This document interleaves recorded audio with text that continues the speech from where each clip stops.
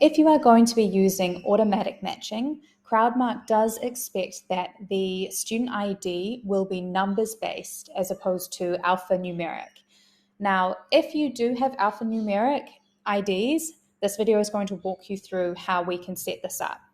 So first of all, you can actually customize the label that appears on the cover page. So you could update that so that students are not confused as to what ID they're going to enter. You might then assign them a specific CrowdMark ID number that is numbers based and give that to them outside of CrowdMark. So once you have set that up, the next thing to do is to go to your course roster. I'm just going to work in another tab here so that you can take a look at this.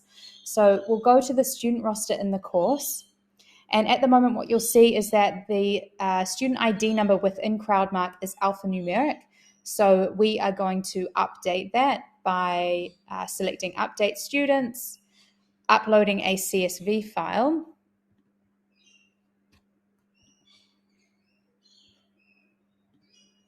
Uploading that CSV file here, what you'll see is the columns and the category that the columns correspond to.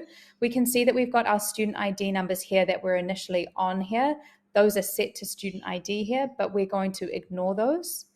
And we can see the information pulled in for the customized student ID numbers from CrowdMark, and we'll set that to student ID number here, and then click Continue. And then we'll scroll down, click Save. And what you'll see here is that the ID numbers have or will update here so that they're numeric, and then you'll be able to run the automatic matching on that exam.